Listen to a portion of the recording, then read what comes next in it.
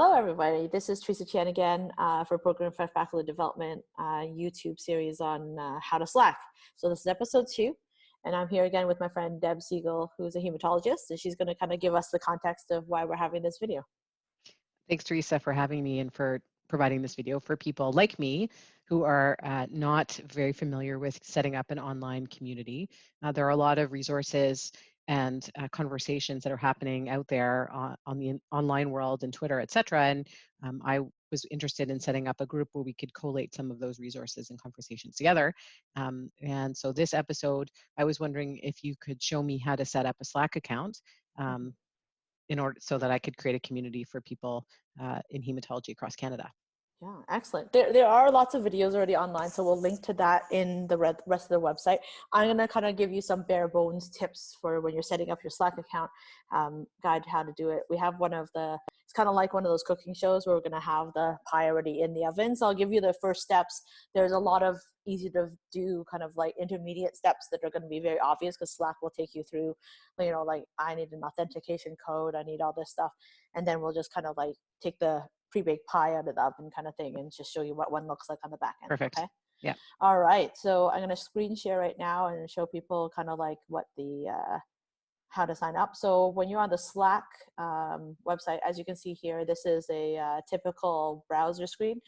You can use Internet Explorer, you can use other platforms if you wish, but the idea would be that all you have to do is type in slack.com there. This little short code that's after that doesn't really matter so much. So that's really plugged in by the app on the back end. So you just have to go to slack.com and you can learn more here because this has lots of cool resources for how you actually do it, how you connect things. So these are really easy blog posts that kind of take you through tools that you can connect to Slack, different channels that you might want to consider. So it's really there as a how-to guide for you. But if you're going to start a new account, there's this little link. It's a little bit hidden. That's why I thought it'd be good to screen share. You're going to click that link, and then you're going to type in your email. So my email is this one, and so I will do that, and I will hit confirm. And then it's going to say, send an email to you that says, what's the 6-digit confirmation code? And, Slack will eventually send you. It might not be instantaneous. So if you need this like right now, this is not the way to communicate. You might want to use WhatsApp or texting or something like that. But if you've got a couple of hours to spare, sometimes it takes a little bit for the email to get to you with the confirmation code. So that's kind of the first step. And once you get that confirmation code, you're going to click in the email, enter basically the 6 digits. It might be like 1, 2, 3, 4, 5, 6, for instance. And then that's not a code, fair. I kind of made it up, but then once you actually enter that code, it'll take you to the next page. I'm going to stop share now.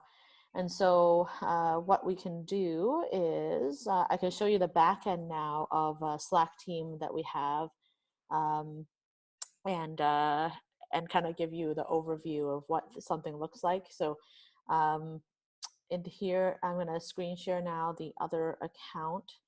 And kind of give you a bit of a tour. All right. So as you can see here, I have a lot of Slack accounts. And like I said in the last episode, conflict of interest, some of Slack's interest right now is that they're giving free upgrades to a lot of people that are doing different clinical care around COVID. So you can email covid@slack.com and get a free upgrade. So I've gotten an upgrade for a couple of my groups. But when you first set up your account, you'll have some things that you have to decide on, like the name and stuff. In this case, we named ours macem.slack.com. So that was what we decided would be our name. So you can customize your name. You can also add people. So these are all the people that I've added. And all you have to do that is this invite people.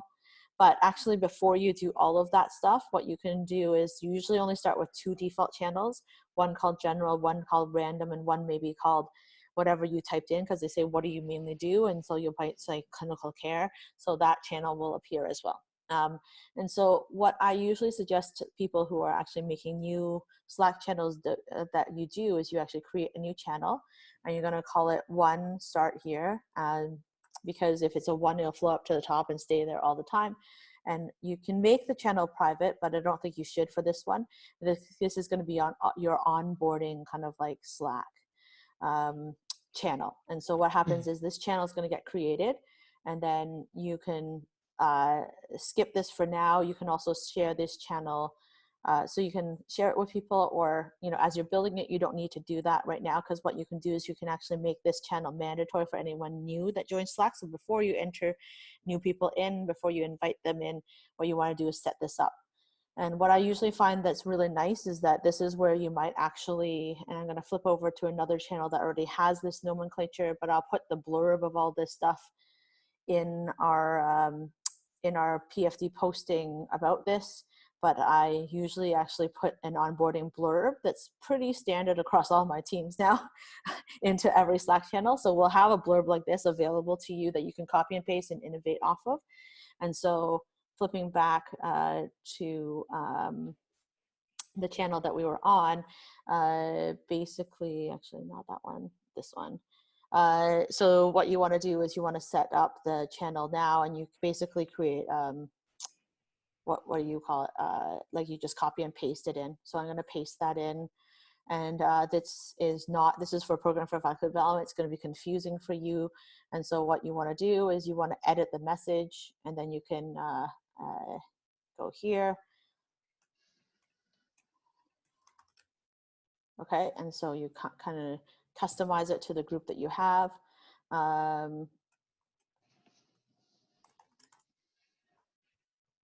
MacEM, right, for instance. And then you can ask people to introduce themselves to the announcements channel, which we still have to set up still, and then we can set that up next. And then you can join the channels by clicking on the different list here in the channels box, or you can actually you can actually tour through all the different channels that are open for people to join. And then I think you can also put in this video, which my friend Megan actually created for another program that I run called the Faculty Incubator. And it's just a tour through all the different functionality of Slack, which is quite nice, and is targeted to people who are clinicians. So for and then this, I'm going to save that. are people automatically signed up for all of the channels that are available, or do they So have they're to not. specifically go in? Okay. Will they see Yeah. them all? So they won't see them all in the beginning, but what you can Okay. do is you can click on something called channels, and then they can browse through all the active channels that are available, right? And you can also create a new channel if you want. And so what I would say is that when people first orient, you want them to have access to this. So what I would actually do is we're going to go into the administrator view now. So you're going to go to administration, and then you're going to go to workplace settings, which is here, which links out actually to a website. So now I'm going to stop this screen share and start a new screen share so you can see the back end. Give me 2 seconds. I'm going to stop share there, and then we're going to reshare this new window. This is one of the parts that kind of sucks about Slack sometimes, is that you have to flip between the actual app, which I was using, and the website. You can actually log into Slack from a website. It's a little bit slow sometimes, so I find it's a little awkward. But this is the back end of what the Slack group looks like. It's a little overwhelming when you first get here, but you just have to explore stuff. You can actually even set a little icon. So we uploaded a little bit of a logo here. So if you wanted to change the logo, you can remove that one. It starts off with no logo like this. And then what you can do is you can actually upload, let's say, a picture of some sort. I'm going to upload, I don't know, like temporarily I'll upload. Yeah, sure, this one is fun. And so you would click through different photos, and you can upload the icon. And then it'll ask you to pick the right size of it, and sure, let's just center it over this or center over this, because it's not going to do it. And then you can crop the icon, and that's that. And so that changes the icon. And then, as you can remember, when we were in the last window, it's the little there'll be a little icon that exists that's on the side of things. So again, I can remove that if I don't like it, and I can choose a new one. So this time I'm going to actually load that same icon back on that we were using before, so that my groups don't freak out. And we're going to upload icon, and now it's kind of automatically read it as a square, so that's cool. All right. So that's kind of like the first thing, because it kind of gives you that your tribe, that kind of look. And then you can basically go back now to your menu and your settings and permissions, I think. And now this is kind of like your admin view. And so you can kind of like put some notification. You can change it from US to British language if that's important to you. You can change the default channels, which is what I think is good. So right now, the only default channel here is random, and I want to add the one start here. I just like look at all the channels available, and then I just click that as an option. And then now I can save it. So anyone that comes into the Slack, they'll be in the general channel, they'll be a random channel, and they'll preset as a start here channel. So those would be the three. Okay, but or you could I guess sign people up for as many channels as you think Yeah. they should have initially. Okay, so that makes sense. Yeah, so for instance, if you wanted to make sure the default was you wanted to have a journal articles channel, that might be good. You might want to do you have other channels to do with clinical care, or maybe shifts or like call trades or something like that. So that might be something that you would have.